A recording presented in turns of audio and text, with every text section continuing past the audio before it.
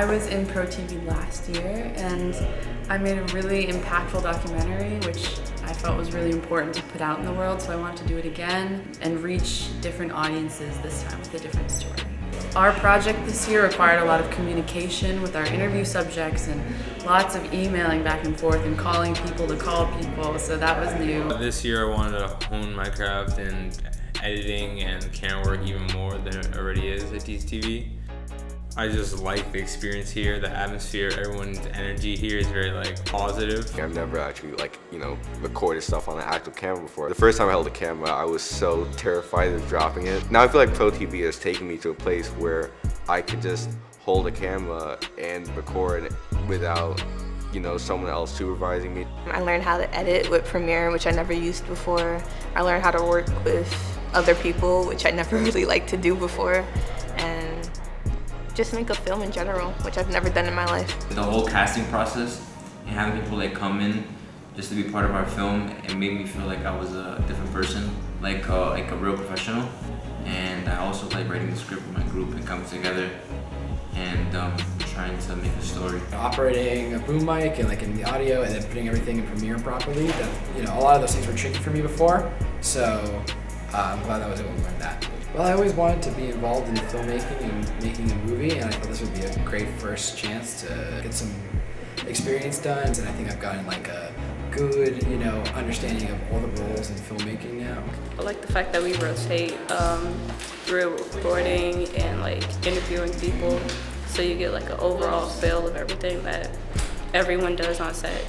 I think the program is really good. It's a really good way to learn about film and the do's and the don'ts, and it really teaches you a lot about filmmaking and skills that you should know if you're going into the business.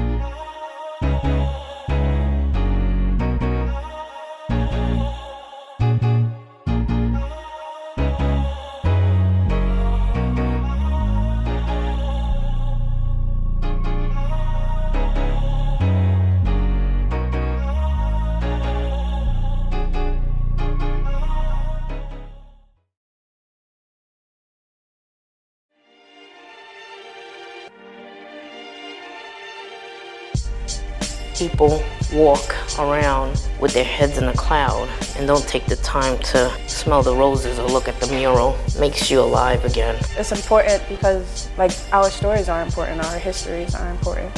Sometimes it's so hard to find the words, so it's fun to just look at something and on some level this is something I could really connect to. Me coming from the Bronx, the burning Bronx, I used to see everyone tag on the walls. So while I was playing outside, I would tag on mostly abandoned buildings. And, it was just kind of stating my name. I wanted to see my name. I wanted to be heard. I wanted not to be invisible during that era. It was almost like a depression. The only thing that was an outlet was art. I grew up in East New York, Brooklyn, so my first connection to art was graffiti and cartooning. Transferring into my adult years, that's when I started to do murals and seeing the difference between graffiti and murals, and very thin lines, but one being considered illegal and one being legal. I have no art background whatsoever other than literature and writing. I taught myself how to do what I do. Going through the process of finding the right paint or the right paper or the right adhesive, I knew nothing of that, and I just had to do trial and error. And that was part of the fun too, to find the tools that I wanted to use and the medium that I wanted to play around with. Obviously, you can see that my character is very ethnic. I refuse to conform to whitewashing her. Keep my nose full and my lips full. I want the Bronx to come through. That, because most times you're not going to see the person that's painting. So I don't want you to assume. I want you to know as soon as you see her what she is. My personal work deals with histories that are erased and how we preserve those histories. So specifically focusing on the African diaspora and women of color, Black women, and telling our stories. So a lot of the images you'll see are children, volunteers, mothers, nurses. These are people who are innocent. They're just being thrown into the situation because of their government or because of some external forces. They're the heroes, you know. They're the ones like risking their neck for their community. I have a character now. She represents Puerto Rico and Puerto Rican, and she fights different causes.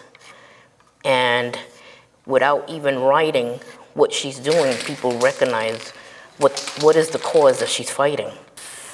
I never fight a cause that I just want to be popular.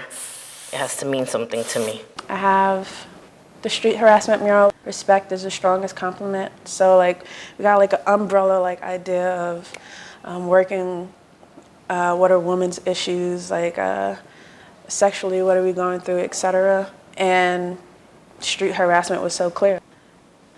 Last year, I think is my most important mural that I've ever created, dealing with mental health for women of color. It's always worth the risk to put someone's story up on a public wall. Even if it's a contract that's what, 5 years? That's 5 years someone's looking at that story every day when they walk by. Why shouldn't like underserved communities or communities that a system may consider low class, why don't they deserve great quality art? Or why don't they deserve their stories to be told? I would say it's not your traditional type of street art and graffiti. It's not always the prettiest thing to look at, but I think it's the most interesting, and that is what actually what makes it beautiful. And it's when it's found in its environment and taken as a whole. I see our country as a community, so whatever happens to it, or what our country does to other countries is something I want to comment on. This is a theme of standing up for the innocent and the marginalized, standing up for what's right, you know. I really can't like sit back and just stay quiet when some sort of atrocity happens. No one valued our work. Look what happened to 5 Point. No one valued it.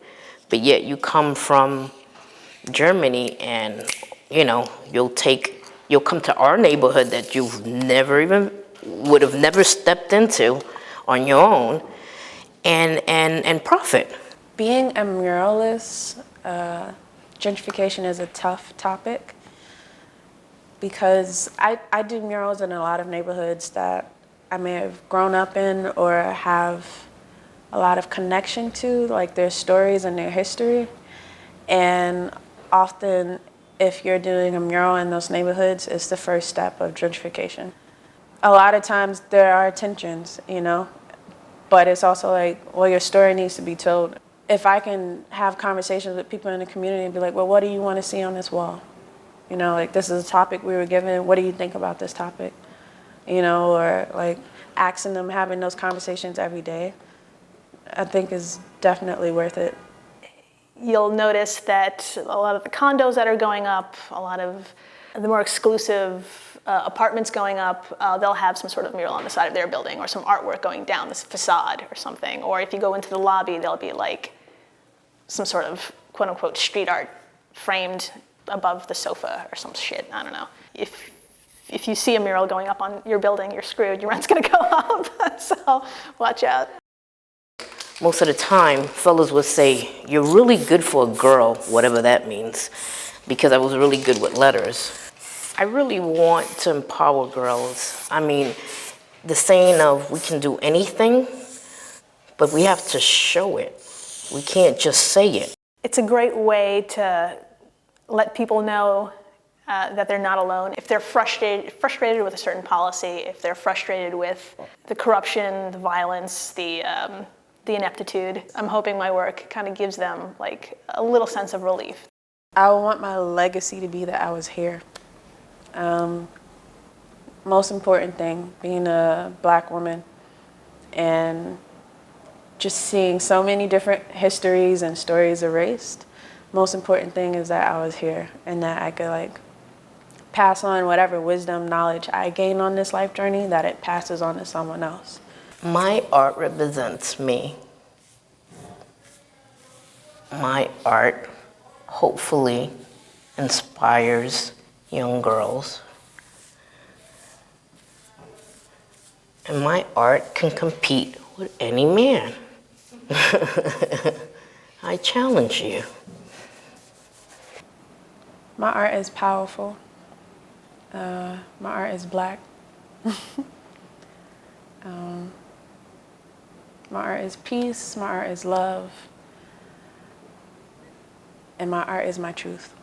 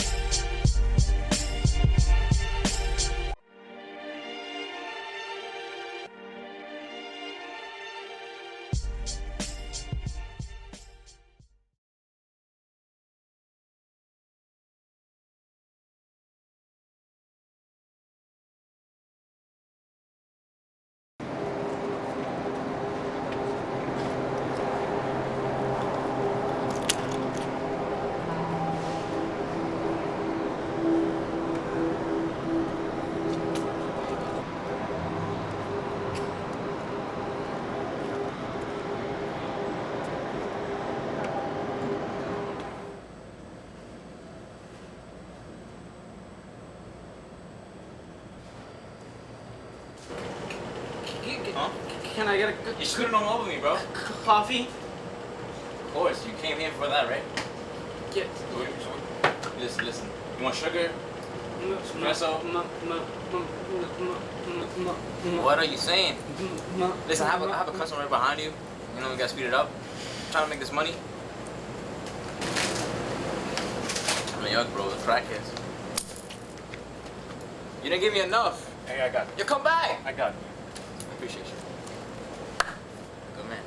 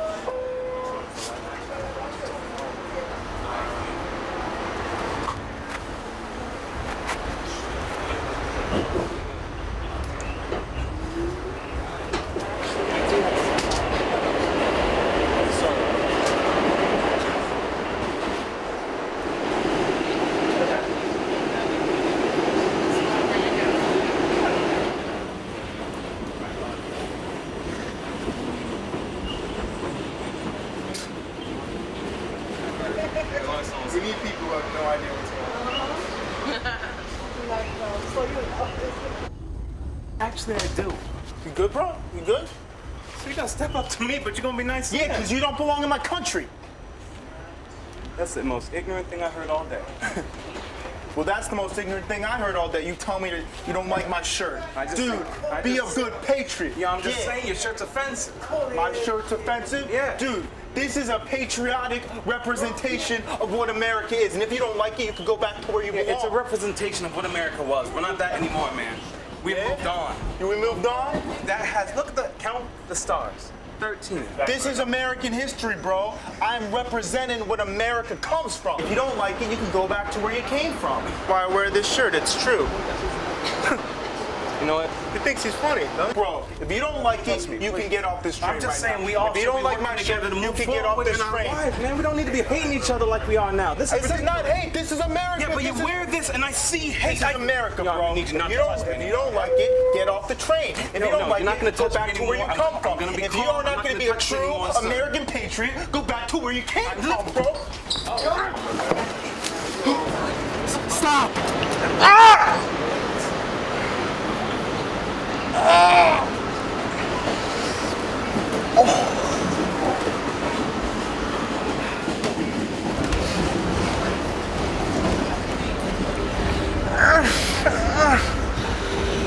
would be getting to the air train to the airport, JFK.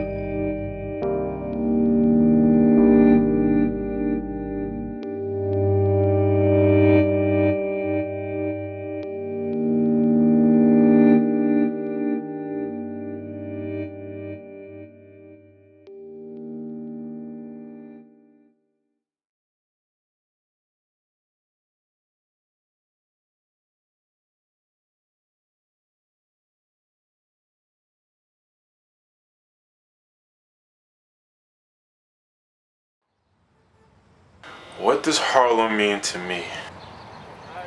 Harlem is home to me. Harlem is just gonna be a part of me forever. Like, I'm always gonna have that swag. I'm always gonna have that lingo. Black culture, everyone's culture. I think everybody comes from all over the world just to experience Harlem once in their life. Harlem is where I grew up. Harlem is where like most of my people stay. Harlem is just gonna be a part of me forever.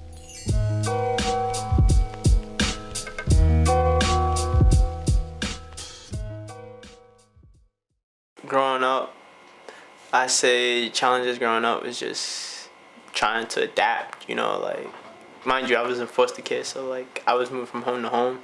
So just going to my neighborhood, just the first time I met the people in my neighborhood, it was like, oh, who is you? Well, you know, I'm Reef. My neighborhood feels as if it's not the neighborhood anymore. It's like, it's becoming something false, something fake, something plastic. They say, is it good or is it bad? Nothing's ever that simple. People ask that about a lot of different things. Everything in the world is way too complicated to be good and bad, right? Y'all is old enough to know that by now. Nothing's just good or bad. So there's good things about gentrification. There's also bad things about gentrification. What inspired me to make that film, Luxurious Poverty, while I was in Douglas, I basically just saw the conditions that we were all living in, and it bothered me. I decided to pick up a camera and just start to film certain conditions as to maybe like find someone who could do something about it. That's what started the process, is people who were in this neighborhood that was completely in despair, trying to uplift their community and make something better out of it. But in the process, it grew into what it is now, which is not what a lot of people originally envisioned.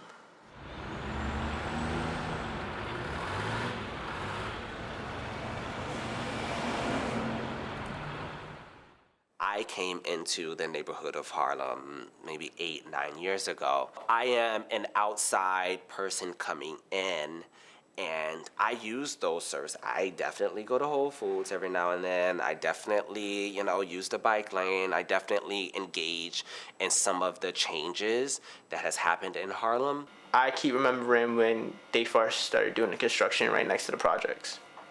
When they started doing construction on the projects, and also the building that's across the street from the projects, that was when they had cops and construction workers and also NYPD officials starting to come in more. You're not used to the way they live their life, and they're not used to the way you live yours. So in order for these people to feel comfortable and stay safe in these neighborhoods, there has to be a bulk of police presence that's just there. They need to be visible, they need to be seen, so that more people feel safer to move into these communities, and that they can live there without having to worry about anything happening. I can't say the crime rate's done gotten lower. I can say that publicly, everything's been great, like peaceful wise. But if you really want to think about it and get into like the part where everything's really happening, it didn't get any better. It just got worse. Just smarter with it now. Nowadays, you walk through your own neighborhood and you're a minority just off rip. The most important thing is that you come in here and you respect what's here. And don't come in trying to change whatever, right? We're telling me that gentrification isn't something about your skin color. It's not even about your money. It's an attitude. It's a mental state. So if you come in with the state of mind of, okay, I'm going to go and I'm going to integrate myself into this community, you're not a gentrifier. You may be a new resident, but you're not a gentrifier. Make a specification, right?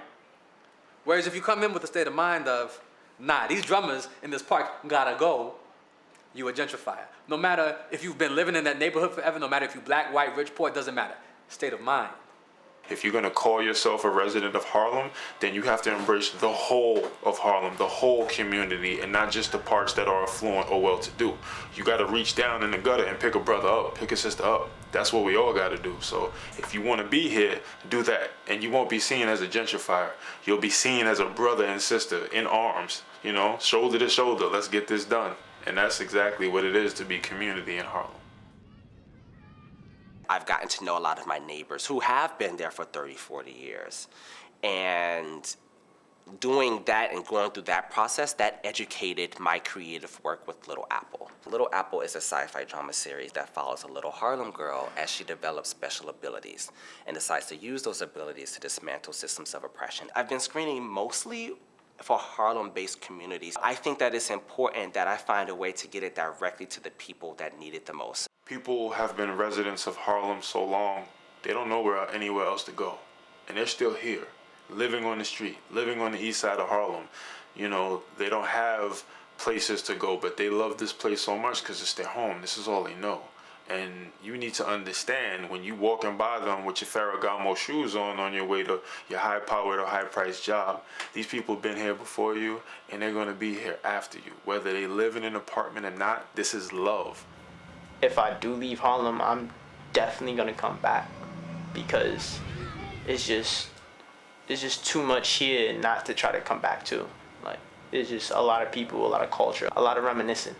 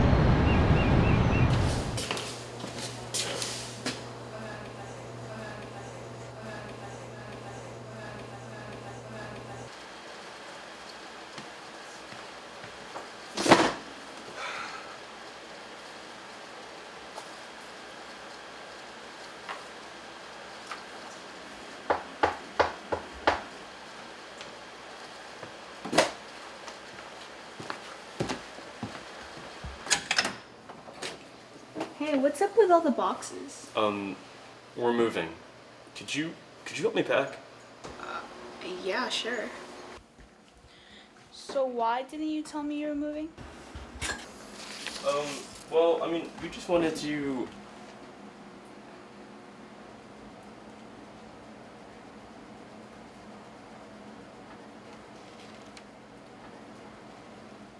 They jacked up the rent and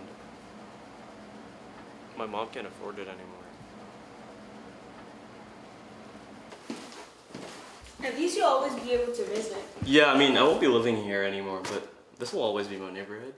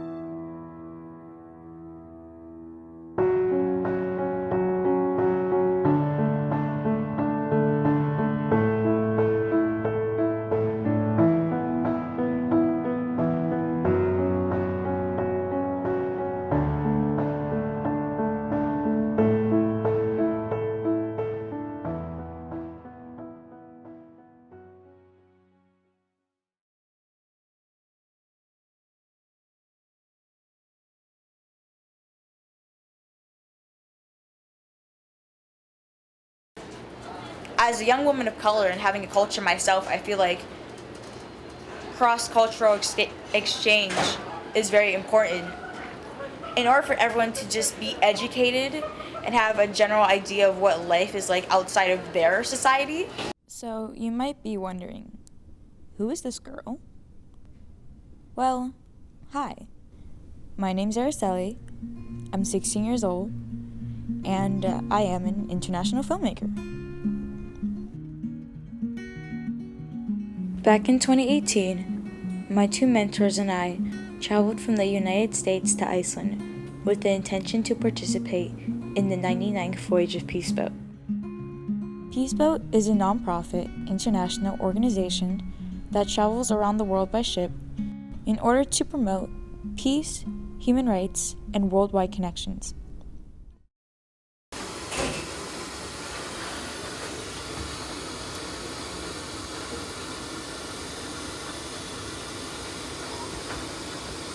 Ni hao, konnichiwa.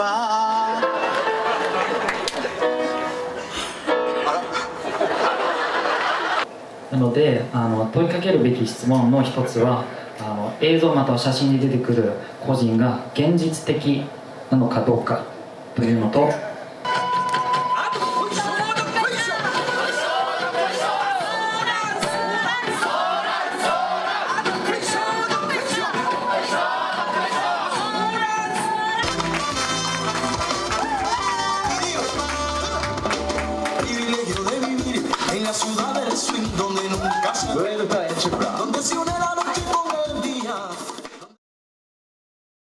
Peaceboat's mission is to build a culture of peace and sustainability. Participants come to explore different cultures and create connections with people from all over the world. By hosting lectures based on DCTV and the work that is produced at the program, I was able to interact with a new community. In doing this, I learned that a common ground can be established between two people of different worlds. So camera angles build perspective and bring an emotional, personal connection to the filmmaker and to the audience. So in this next clip, you will see Jamal, our participant, going around Russia and asking people, have you seen people like me? The fact that 17 people who are my age lost their lives to a gun is terrifying. Film transcends physical boundaries, so being able to take these films from New York City across the world and seeing how people connect even though they are not in the same physical space felt empowering. All skinny, lanky, braces, glasses. I love to work with people, and I have a family alongside me to do that. Getting to show my first film across the world and still get this connection was very touching to me. When I went to DC TV's lecture, I was just impressed by the Sam's documentary because it looked like it kind of reminded me of my little sister because she was like in the same situation back in time. I was really touched. Not only was Peaceboat meant for the voyagers, but it was also meant for the staff. All aspects of the boat, including community, communication, and building relationships, spread throughout the entire population.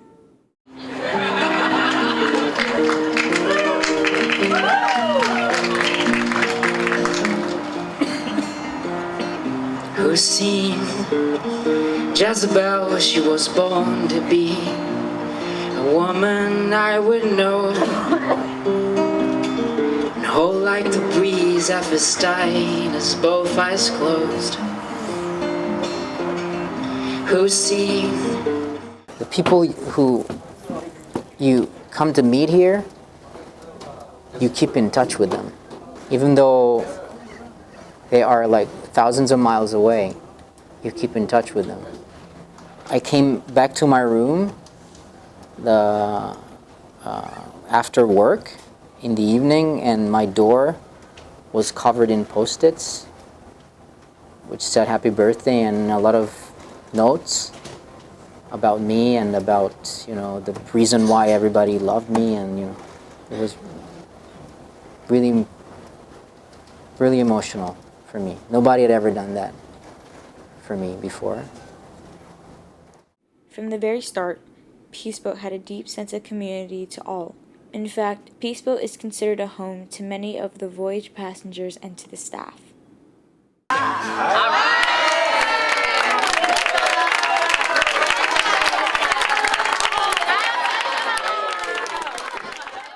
Community for me is maybe not the idea of community that other people may have.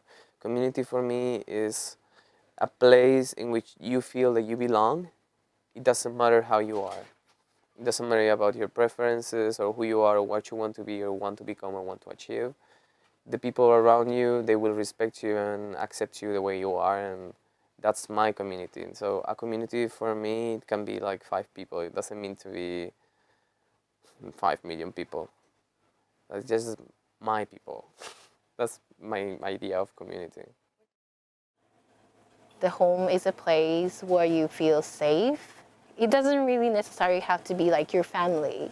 It could be your friends or boyfriend or anybody. The bonds that you create here, they stay forever. Watashi wa Araceli, that translates to, hello, my name is Araceli. I wouldn't have been able to learn some of the language if it hadn't been for this journey. In fact, it was because of this journey that I now recognize the importance of cross-cultural interaction. It is because of this journey that I now feel confident when sharing my knowledge with other people. Considering that I was 15 at the time, I never expected for anyone to take me seriously. However, Peaceboat proved me wrong in many ways. And throughout this entire journey, I learned what Peaceboat truly stands for. Beauty, belleza. Family, 家族. Friendship, amistad. Peace, 平和.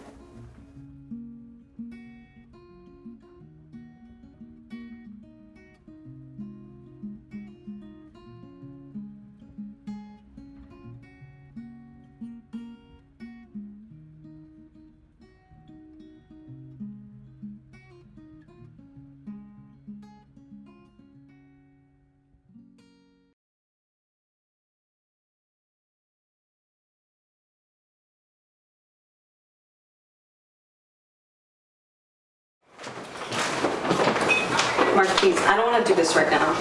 To do what, Marisa? To do what? No estaba haciendo nada. I told you already. I was at work. Marisa, yo te he dicho, I told you no me joda. A mí no me joda. I wasn't doing anything. I was at work, okay? And what that's supposed to mean? ¿Qué significa eso? I just work, okay? What do you mean with that? Like I don't work? Like I don't because I work too, you know?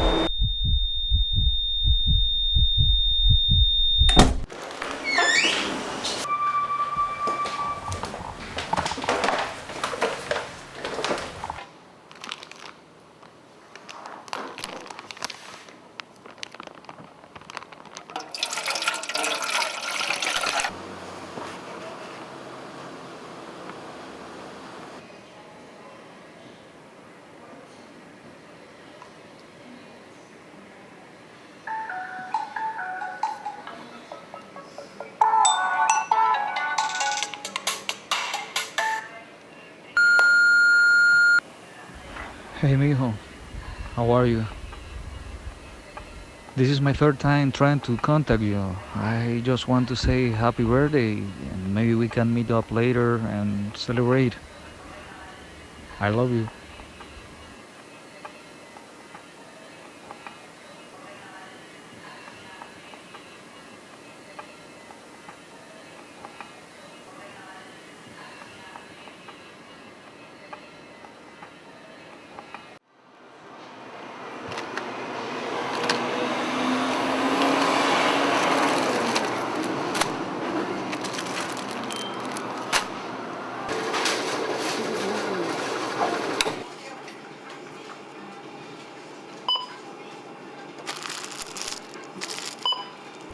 Feliz cumpleaños, mi amor.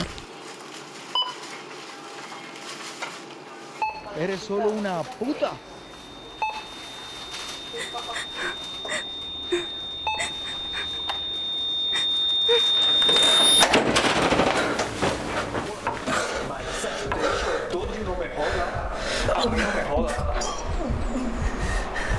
Isn't it good to work, okay? And what that's supposed to mean? ¿Qué significa eso? I just work, okay? Please, no. Marisa, te he dicho todo y no me jodas. A mí no.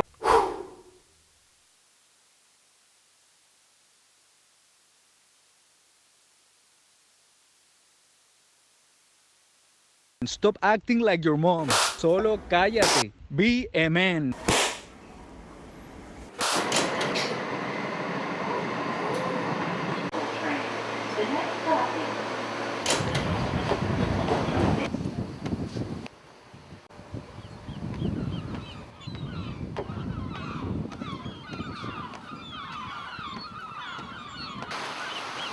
It's okay, Nick. I'll be okay. I'm fine. Your father's just tired.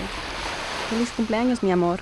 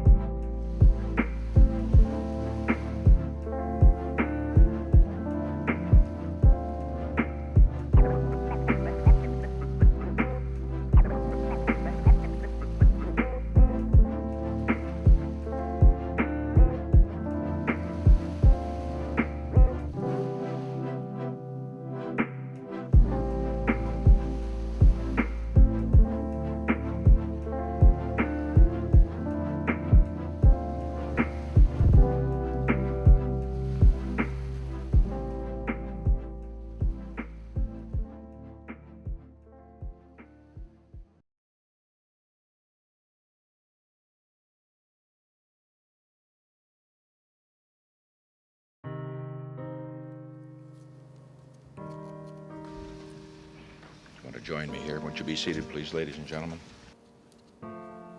America's public enemy number one What'd you have, brother? Weed. Jesus Christ.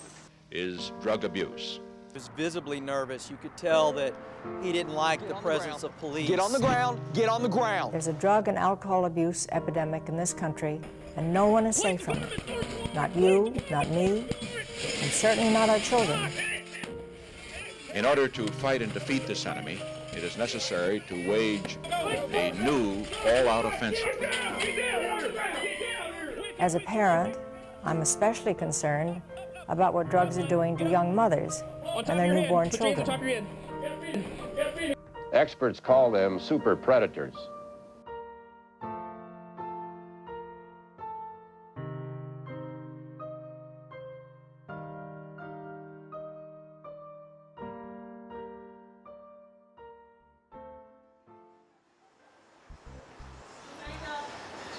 Hold up, bro. You got that, bro? Yeah, I got you. I got you like a few hours, bro. I'll be back, man. No, I got you. I got you, bro. I got you.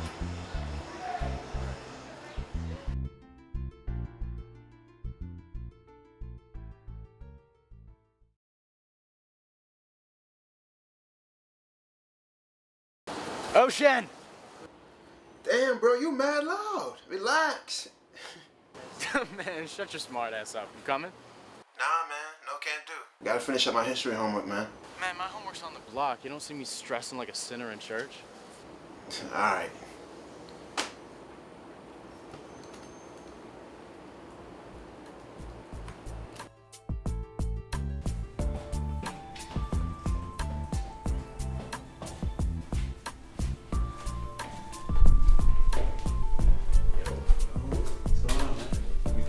Yeah. So, first you get the zip, right? Yeah. 28 G's. Then you break it down into 8s, 3.5s. Yeah. But you weigh it out as 3s. Yeah. Okay. Yeah. So from, let's see, what did I say?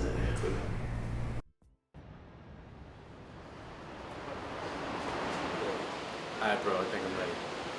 Think you ready? It's right here. Yo, what's up, man? Yo, what up, family? You got my money? No, I don't, bro. Yo, you have $20? I always got $20, bro. No 20. Let me just check my pockets. Yo, run! Yo, man, what do nothing, man? Yo, Scott, tell him I ain't do nothing. Yo, man, you hurting me, man. I ain't do nothing. Yo, I can explain about that. Yo.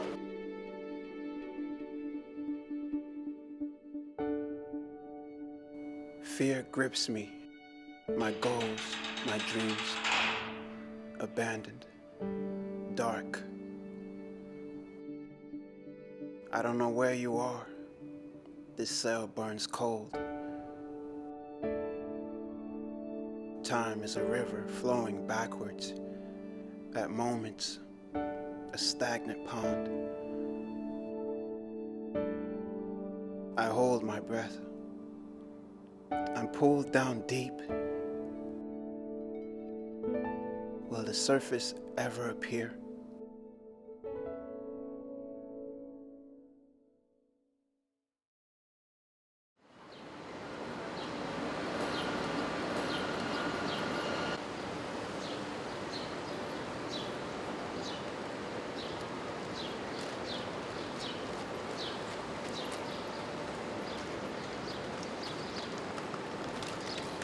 As a convicted felon, there are certain guidelines you must comply with. 1. You can't work as a teacher. 2. You can't work as a police officer. 3. You can't leave the state. Should you decide to leave the state, you have to notify me prior to. 4. You can't vote. Your right to vote has been revoked. If you fail to comply with any of those rules, you're subject to reincarceration.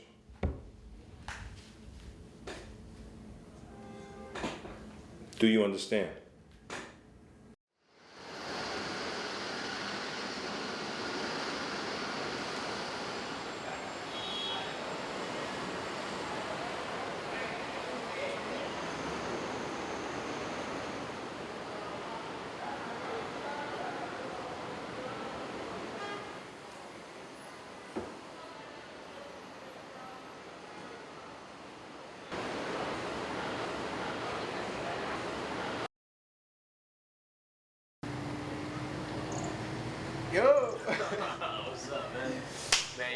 been through the struggle. Yeah, you look like you model for Old Navy. He kept a sense of humor. I like that. Hey, man, you got to in a place like this, like these. Even though you ain't answering my calls or visiting. Yeah, so, How'd you get out anyway? they said they found me sympathetic.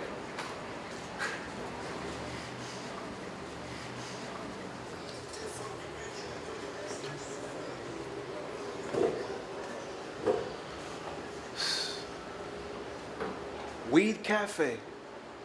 Shit's wild as hell, man. You know, it's crazy how they got a whole restaurant selling the same shit I got locked up for.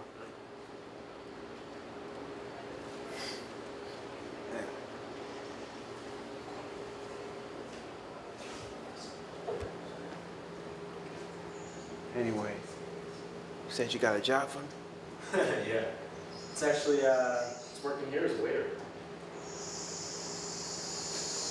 You lying, right? I'm definitely not. I'm gonna assume you're lying, because ain't no way you would disrespect me like that, right? I mean, I don't mean any disrespect.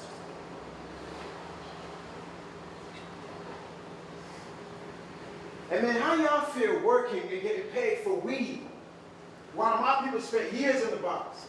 Yo, come on. Yeah, I want to speak to your manager, man. I said I want to speak to your manager. Oh shit. What? I'm right here. Yeah, I know you're right here, dumbass. I'm asking for the manager. Oh shit. I'm the manager. I own this place, and another one out in Brooklyn. I did exactly what you said. I saw my golden opportunity, and I took it. Are you dead ass, bro? Yeah. I never got the opportunity. I'm the one that got locked up. And the only reason you ain't do time with me is because you're white. I was trying to get my shit together, man.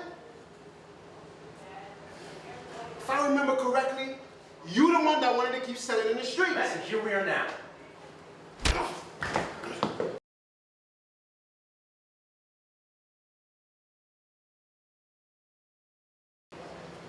Ocean. Ocean. What? So you're gonna come work for me or what? What? So you're gonna come work for me or what? Yeah, sure. That's what's up, man. That's what I'm talking about. Ocean and Sky back in the game, bro.